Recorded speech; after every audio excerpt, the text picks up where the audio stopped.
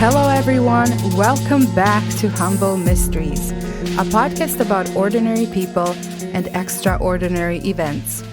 Today's episode is episode number 3.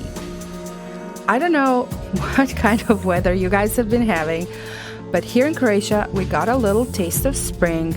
Everything kind of sort of blossomed a few weeks ago. Everyone's seasonal depression was magically healed, and then God was like, nah. Here, have some more winter. So we currently have rain and wind. So if you hear some rattling and howling in the background, I promise that's not my poltergeist. It's just this crazy, crazy wind. And I'm currently sipping on a refreshing Kentucky Mule made by my husband. So I hope I don't start slurring my words halfway through. I hope all of you are doing well. And without further ado, let's get started with our case. Human relationships are a cornerstone of society. And even though every single one of us gets to experience them, most of us are still fascinated by them.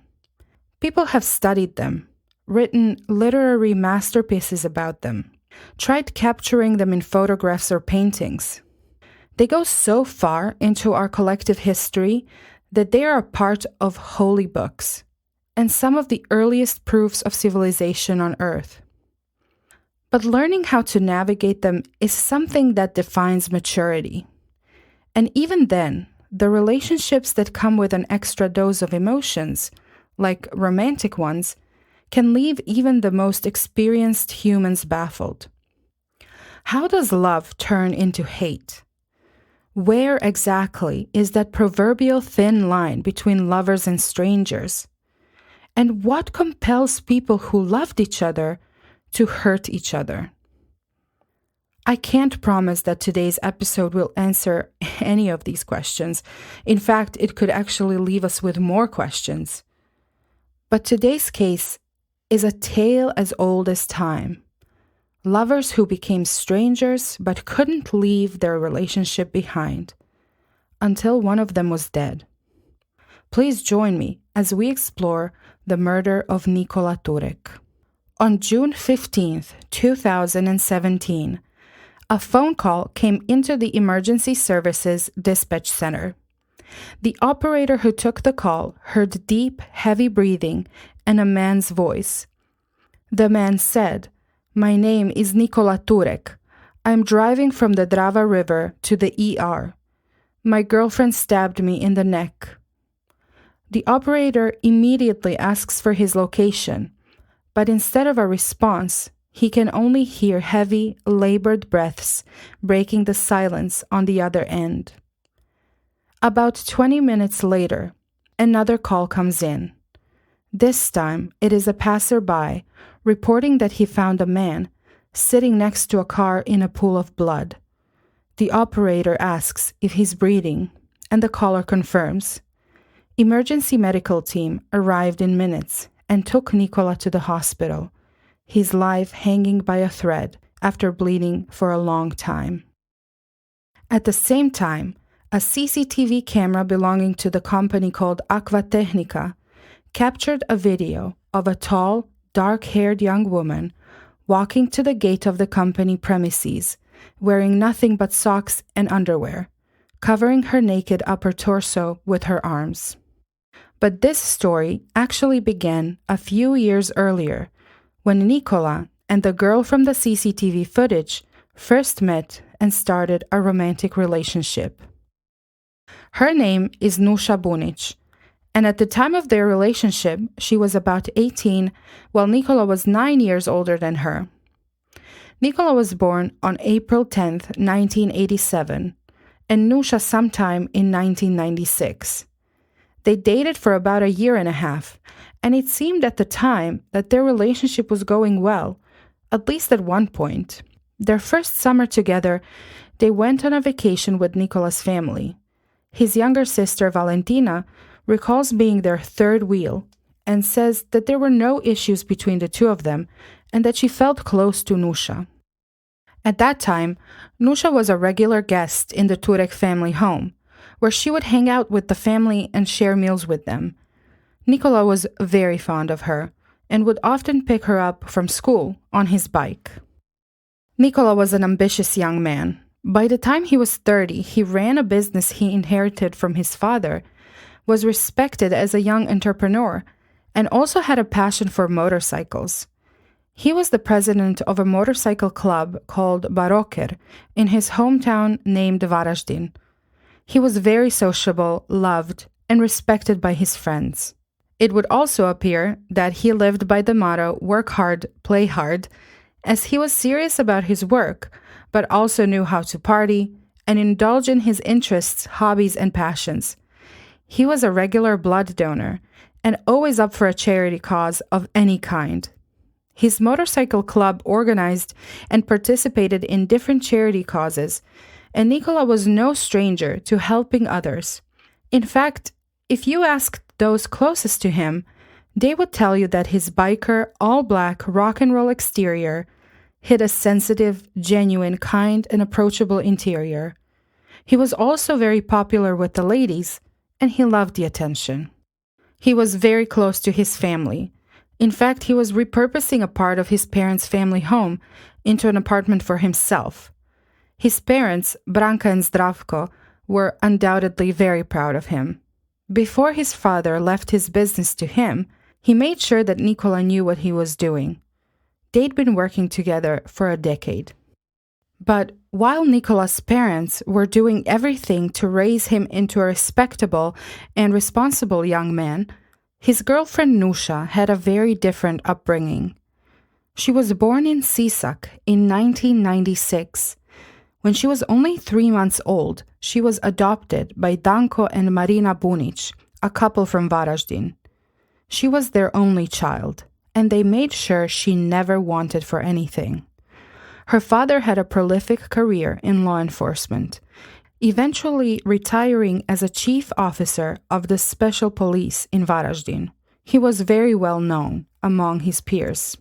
Her mother, on the other hand, left her job to be able to stay home with her daughter and completely molded her life around her and her needs. Nusha was afforded a private kindergarten and finished her education in a private high school. She was proficient in languages and horseback riding. According to some sources, Nusha had a difficult time in high school. She lacked focus and was seemingly uninterested in school. Her school colleagues claim that she was hospitalized for most of their senior year, but they never knew why. Some of her peers mentioned that she would self-harm and had suicidal tendencies.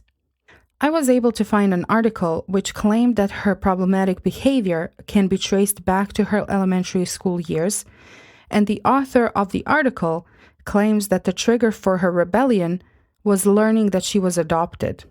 I will come back to this later on, but it is likely that her parents approached those problems by allowing Nusha to get whatever she wanted and never teaching her how to take accountability. So, if we go back to Nikola's and Nusha's relationship, those closest to them said that their relationship was a pretty normal one. But their problems started after their relationship ended. And even though their breakup was mutual and they decided to remain friends, witnesses testified that Nusha was obsessively jealous of Nikola's female friends and girlfriends, and that she called him and texted him incessantly. Apparently, even despite that, Nikola still tried to maintain a friendly relationship with her, knowing that she had some problems and wanting her to get better. Eventually, both of them were in new relationships, so it's unclear why Nikola agreed to meet with her on the night of June 15th, 2017. His girlfriend at the time claimed that Nusha kept calling him all evening, threatening to kill herself if he didn't meet with her. So they agreed to meet at the bank of the Drava River, just on the outskirts of Varaždin. Varaždin, or Varaždin, is a town in the northwest of Croatia. If you remember me mentioning Čakovec in our last case, well, Varaždin is about a 20-minute drive away and comparable in size. It is a beautiful, quaint family town, and the river Drava kisses its right cheek. It is a place where people go to be in nature, have celebrations outdoors, or just to enjoy the hum of the mighty river. I'm assuming it wasn't unusual for Nikola and Nusha to meet where they met that night. It was almost certain that no one would bother them there, and they could be left alone. The place they met was just a short drive through the forest that surrounded the riverbank and across the bridge. There, 3 abandoned military hangars are hiding in the darkness, while just about half a mile away are some buildings belonging to various companies. One of those companies was Aquatechnica, whose premises were guarded by a fence and a security guard at the gate. So, if we go back to the phone call that Nikola made around 3 a.m. on June 15th, 2017, and then another phone call made by a citizen who found Nikola in a pool of blood, we come to the next logical question. What happened?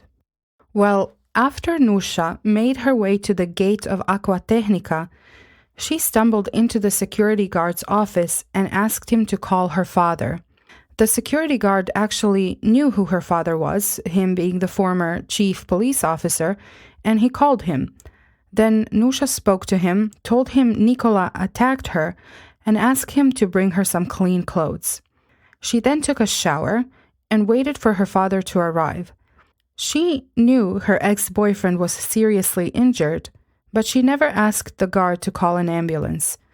The security guard, as well, after witnessing her phone call, he never found it important to call the police. The only person called was Nusha's father.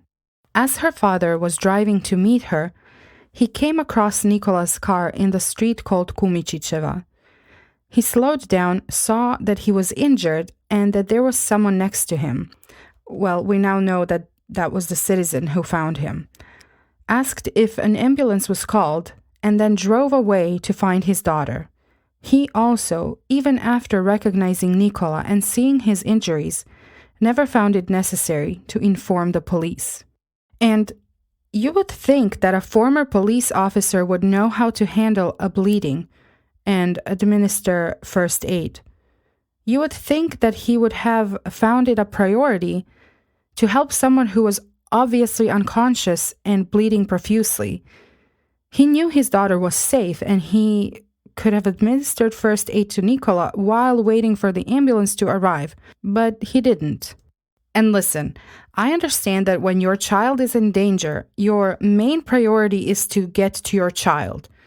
I'm a parent too, and I can put myself in that position. However, what I am not is a trained special police officer.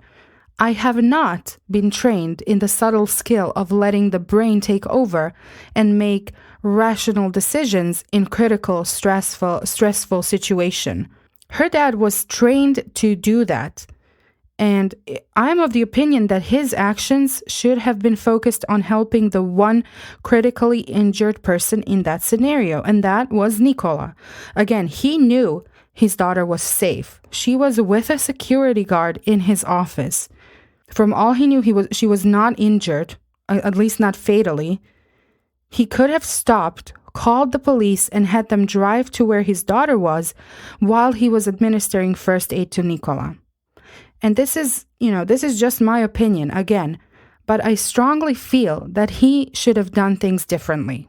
And as you have probably concluded from my sanctimonious monologue, Nikola did not survive the incident. After being stabbed in the neck and losing copious amounts of blood, his body went into hypovolemic shock, which caused him to suffer a stroke. His body fought for almost 2 days before eventually giving up just after midnight on June 17th, 2017. The charitable nature of Nikola Turek continued even after his death because he was an organ donor. His kidneys, liver, lungs, heart, and retinal tissue saved or changed 6 lives after his death. So, let's now go back to Nusha for a moment. Her father arrived at the security guard's office she was hiding in. He gave her a clean white t-shirt, and presumably the police were called. Nusha was immediately taken in for questioning, and she was later arrested. She told her father that Nikola attacked her, but her story changed when she was questioned. She claimed that Nikola attempted to rape her and even reported him for it in the police station. After the news came out, those closest to Nikola and Nusha gave their own stories about them. One of the most interesting ones was a testimony by another one of her ex-boyfriends named Davor, who came out with screenshots of messages and a copy of a police report from a time he reported Nusha for falsely accusing him of rape. Davor claims his relationship with Nusha was his most tumultuous one yet, not only because of her, but also because of her parents.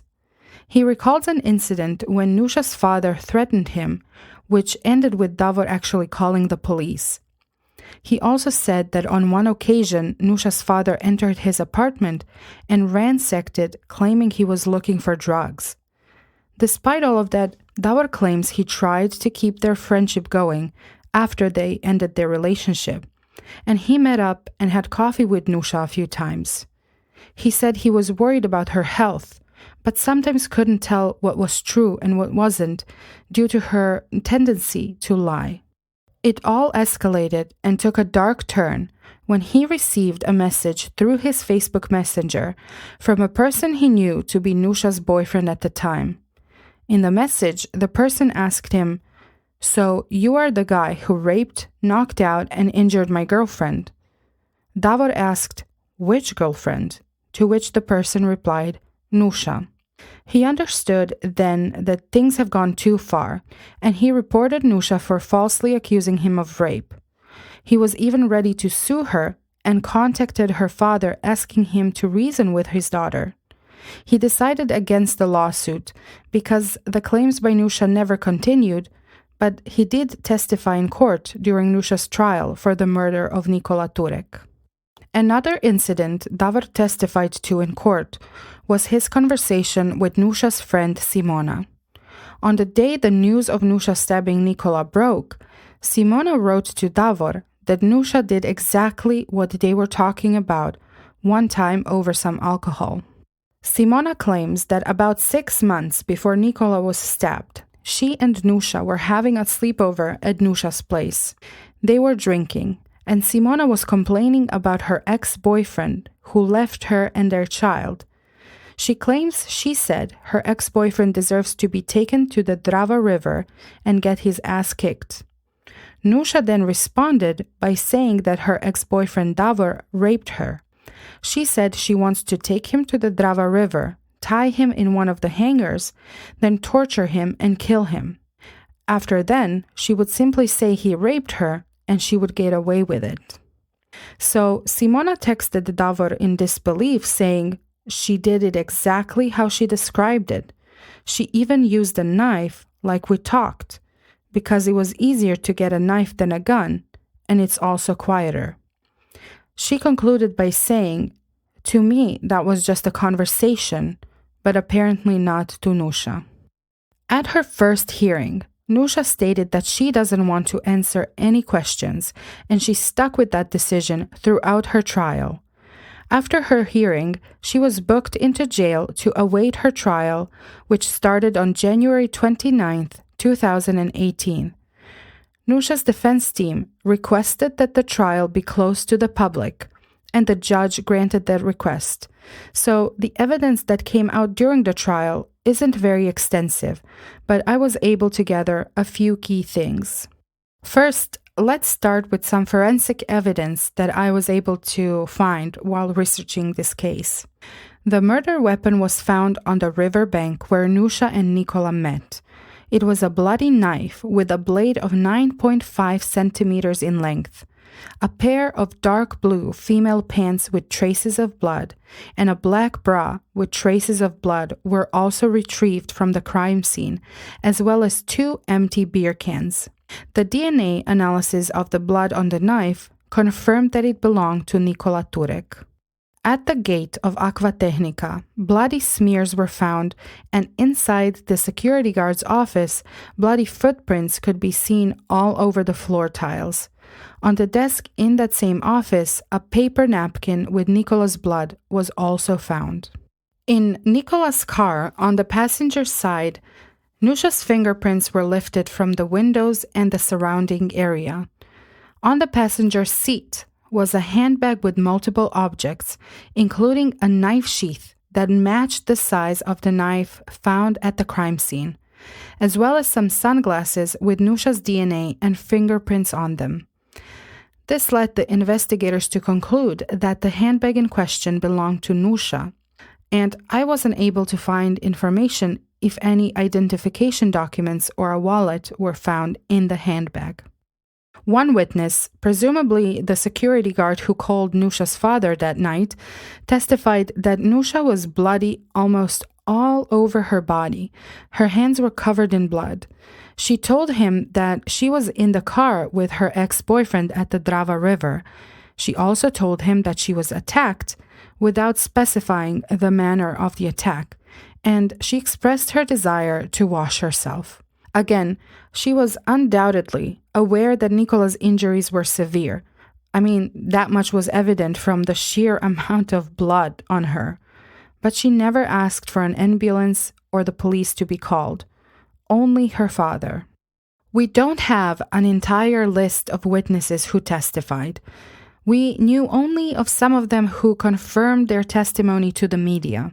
If we go back to the day before the murder, a witness and also a member of the motorcycle club claims that the afternoon before Nikola's fateful meeting with Nusha, they were putting away a donation of firewood together. The same witness claims that Nikola received at least 15 text messages and a phone call, and that he was overheard telling the person who was calling him, "Please, leave me alone. Forget my number." After the phone call, his mood changed. He packed up and went home. It was also established that, among other messages exchanged between Nusha and Nikola that night, there was also one sent by her at 11:40 p.m. in which she told Nikola to meet her at a certain place at midnight. We can assume that, having met that night in the center of the town, they drove together in his car to the bank of the Drava River, where whatever happened next ensued. Nikola's and Nusha's parents also testified, and it is important to note that out of all the witnesses who testified both against Nusha and in her favor, and in the face of all the other evidence, Nusha's father was the only one who claimed that the knife belonged to Nikola. He even claimed that he saw the exact same knife in one of the photos of Nikola cleaning some fish, but thorough investigation never brought up any photos of such nature, and the prosecution also presented text messages sent by Nusha to one of the witnesses which explicitly mentioned the knife. Nikola's parents, on the other hand, testified about their son's character and talked about his impact on the people in his life and the work he did for his community. Nusha was jailed in Varaždin, her hometown, so her parents never missed a visiting day, sometimes waiting for hours just to be able to see her for 15 minutes. Her mother did her laundry, washed her bedding, and they regularly gave her money for cigarettes. Her parents never came to terms with the fact that she was jailed. Her father lamented that she can't work or study and has to stay inside for 23 hours of the day, which, I mean, is exactly what jail and prison are like, so I don't understand why he's surprised. But to me, that statement is so telling because it really shows the mindset of the family.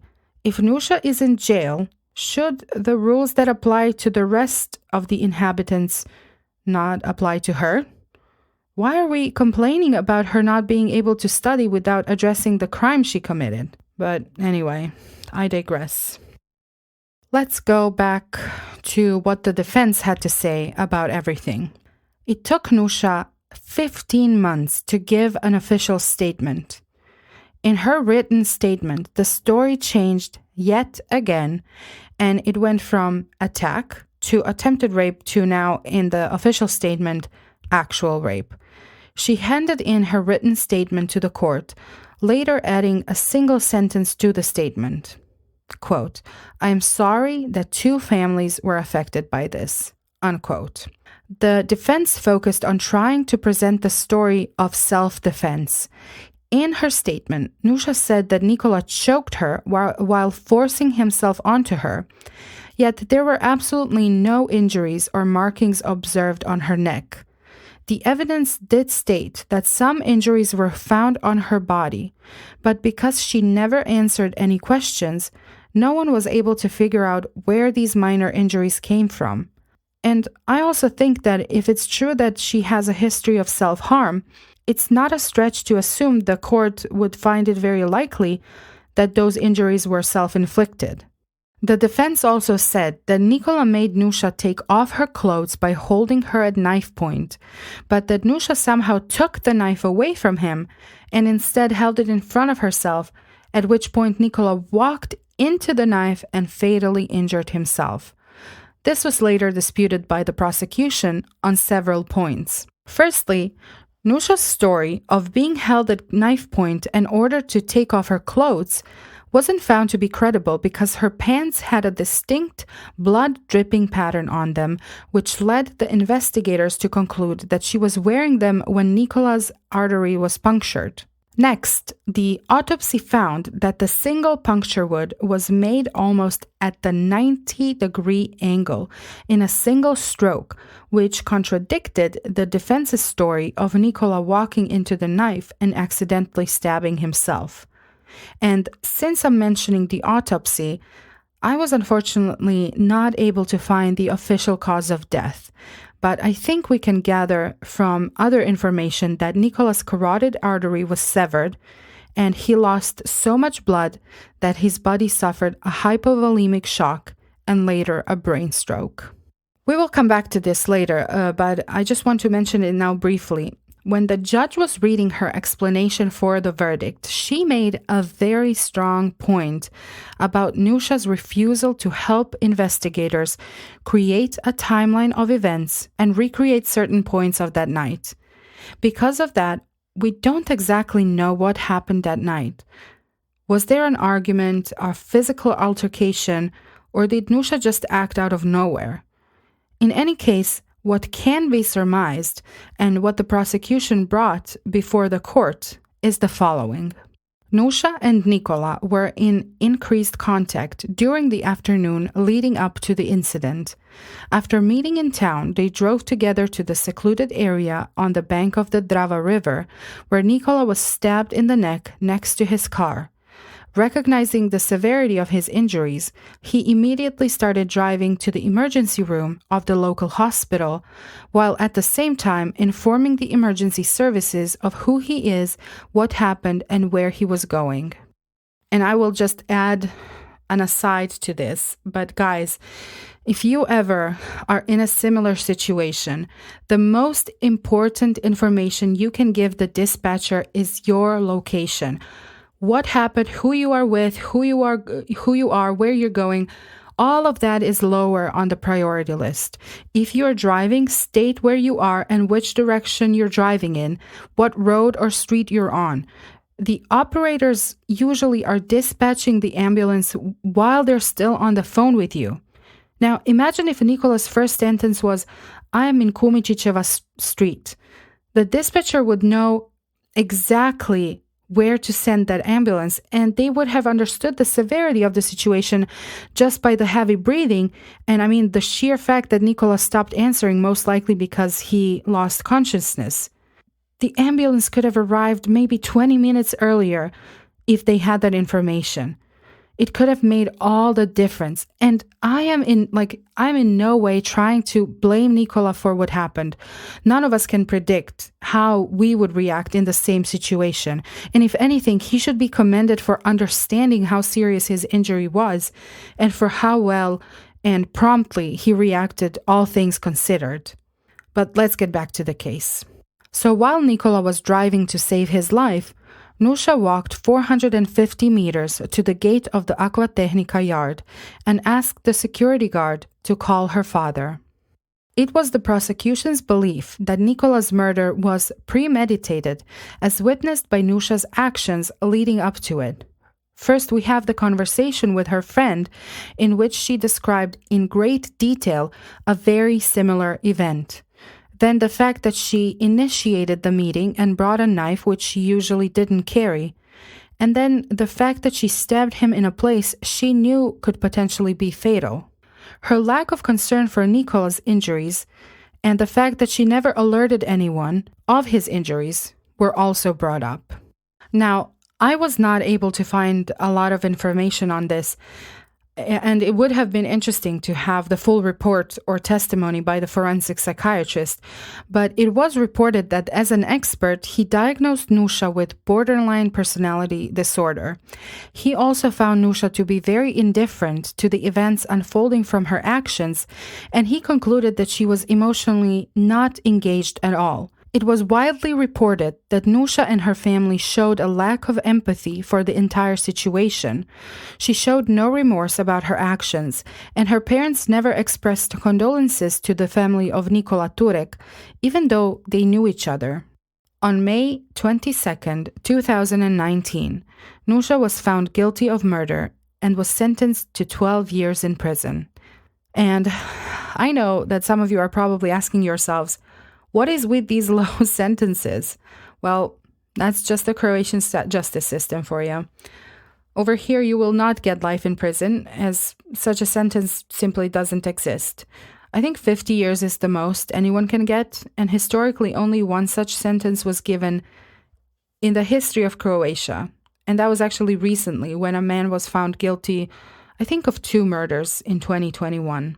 I think there were 2 people who he murdered. And the highest I ever heard of while researching these cases was 40 years, even in case of multiple murders and other serious crimes. But let's get back to Nusha's verdict and sentencing.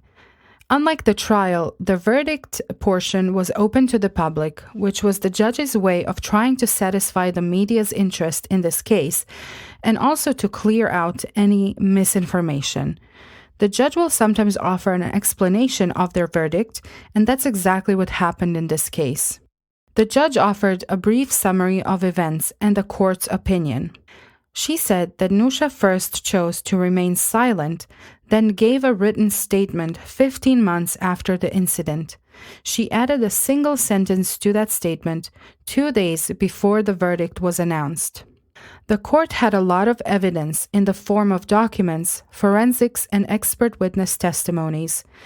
It was the court's opinion that while the defendant had every right to remain silent, she did so at the expense of recreating a comprehensive timeline. The court was of the opinion that her passive approach did not allow the court to test her defense. When it comes to Nusha's defense and her written statement, the judge said that the court couldn't accept it because it was contradicting both her own statement and the witnesses' testimonies. The judge said that it is her belief that Nusha remained silent, not because she didn't want to say her side of the story, but because she wanted to keep herself from contradicting herself further and getting caught in a loop of changing stories. She said that was evident from the testimony of the forensic psychiatrist, who said that Nusha would give him very different information, and it took a lot of effort and asking a lot of questions to get her actual answer. The judge mentioned that the same expert witness noted that she was answering questions without any emotional engagement and only sometimes would discreetly cry. The judge again mentioned Nusha's lack of empathy and her perceived indifference towards her charges, and also confirmed that the psychiatrist diagnosed her with BPD, which is characterized by impulsive behavior, changes in moods, unstable emotions, distorted sense of self, interpersonal relationship instability, and the tendency to self-harm. The judge recognized Nusha's behaviors in the aforementioned pattern and noted that Nusha never thought about the consequences of her actions, which she rationalizes very superficially and which change as her story changes. The judge then explained further why Nusha's defense was unacceptable. She said that Nusha's story has changed from her first iteration being that she was attacked, which then grew into attempted rape and then actual rape. However, the way she described the actual attack led the judge to conclude that what she was describing were lewd acts at most. The court found her defense to be lifeless, illogical, and false, and therefore unacceptable. The judge then summarized Nusha's defense.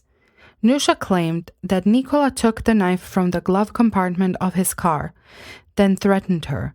Outside of the car, he attacked her, they wrestled on the ground, and then he shoved her onto the hood of his car, at which point she took the knife without explaining how she took it or where the knife was at the time, and that as she held the knife in front of her body, Nikola stabbed himself while trying to get to her. The judge contradicted this version of events by saying that the medical examiner's testimony confirmed that his injury could not have been self-inflicted or accidental, as it was created with force and required the perpetrator swing the knife at him with intention. The judge also mentioned the security guard who let Nusha take a shower in his office, saying that his conclusion was that Nusha was a victim, and therefore his instinct was to help her. She reminded everyone that Nusha did not mention Nikola and the severity of his injuries, but was only focused on herself. The judge then repeated that she considers her injuries self-inflicted. Because Nusha claims that Nikola attacked her, it was the defense's job to prove that with evidence, and they failed to do so. After the verdict was read, Nikola's parents and Nusha's parents were met by the reporters outside of the courthouse. Nikola's father said he listens to the recording of Nikola's phone call to the emergency line just to hear his voice again. His parents expressed relief at having closure and gratitude that justice was served, but said that nothing can bring Nikola back, and that Nusha will eventually come back home after she serves her sentence. He also expressed his deep hurt and disappointment with Nusha's parents' actions, saying that they never offered their condolences and that Nusha's father's actions that night could have potentially saved Nikola's life. His parents believe her actions demonstrate that she is guilty. However, the biggest show came from Nusha's parents, who approached members of the media and yelled at them for misreporting about the facts of the case. Her mother called out the media for spreading hate and convicting Nusha in the court of public opinion before the verdict was reached. Her parents continuously claimed that they have more incriminating evidence about Nikola, mentioning specifically the fact that he attempted suicide in 2014, that he was treated in a psychiatric institution, and that he had a violent history. His parents were then forced to respond to these statements to keep their son's name clean, and confirmed that Nikola took some pills in 2014, after which he spent a few days in the psychiatric unit at the hospital, as is normal in those situations. Despite the fact that the trial was closed to the public, Nusha's mother believes that the media somehow pressured the court into finding Nusha guilty. Nusha's parents even had a local news portal publish an article with all of their mudslinging statements, which only served a purpose to drag Nikola through the mud and not allow him to rest in peace. They mentioned the toxicology report and substances found in Nikola's blood and urine. They mentioned his alleged violent history. They mentioned that over 1,000 photos from the time during Nikola's and Nusha's relationship were deleted from his phone. That's just what you do when you break up with someone, but okay. They brought up his alleged aggressive Facebook posts and some images he posted, as well as some women who said that he was degrading them and acted aggressively towards them. Again, none of these women testified in court. They also claim the court cherry-picked which evidence they wanted to consider, and that some of it, if not most evidence, were interpreted wrongly or misunderstood by the court. Despite all of the other witnesses testifying to the contrary, they claim that it was actually Nikola who couldn't let go of Nusha and who kept calling her and texting her. They also claim that Nusha's handbag was too small to hold the knife in question. Very convenient. Somehow, her parents also have the information that semen belonging to Nikola Turek was found on her clothes. And guys, I went down this rabbit hole and could not find this piece of information anywhere else. When touching on the topic of their daughter's decision to remain silent, they said that she was also silent in school and wouldn't answer questions from her teachers due to her anxiety.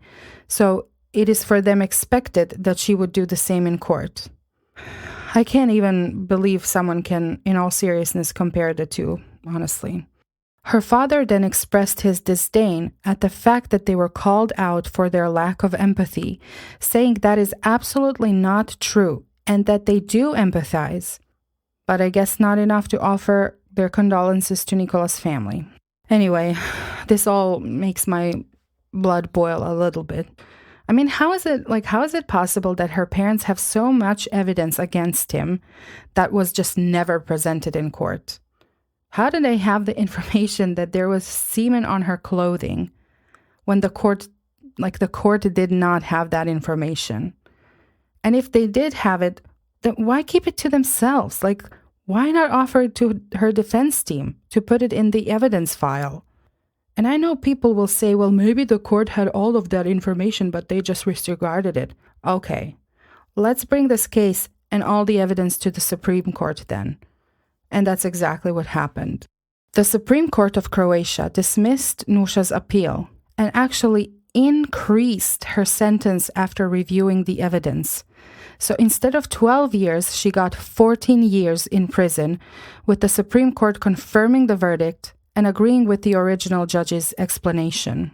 And thus we learned why Nuša is the way that she is. Her parents were willing to call the judge stupid for misunderstanding and misinterpreting the evidence just to justify their daughter's actions, which led to a life being lost. The amount of coddling, enabling, and lack of accountability that came from the pair is astounding. Nuša clearly was never given an opportunity to learn empathy towards others, to learn how to take accountability for her actions, to learn how to do the difficult but right things. Her parents have always made sure that those learning experiences were never offered to her, and they still keep doing it. I guess it is at least comforting for Nuša to know that her parents stood by and continue to stand by the person they raised. A person who destroyed 2 families, took a life, and essentially altered the trajectory of her own life for the worse. Meanwhile, Nikola's memory is alive and bright. His funeral was attended by 1,500 people from all over Europe. His family and friends still remember him with love and fondness, and there are motorcycle events being held in honor of his life and legacy. I'm not going to pretend that I have some, moral high ground or that I'm some kind of expert at this, but as a regular true crime consumer, there are a few things I learned which I would like to share with you. When you break up with someone, make it a clean cut. Don't accept invitations for coffee, dinners, and especially don't accept invitations to meet in a secluded space alone with your former partner. If someone tells you they will kill themselves if you don't do what they say, that is emotional manipulation of the finest kind. What you can do in that situation is call the police. Their duty is to deal with people who are a danger to others and to themselves. You can also call their family members if you know them and if you are in contact with them. What you shouldn't do is go and meet up with that person alone. And lastly, you really don't owe anyone any explanations. If you don't want to do something, you can say no and leave it at that. I've been following this case for a few years, and I think it's a very tragic case. I think we can all agree with that. Whenever I get reminded of how and why everything happened, I just get this feeling that Nikola's death was so unnecessary and preventable. But maybe his story saved some lives that we will never know about. Maybe someone was inspired to block their former partner on social media or break all contact with them.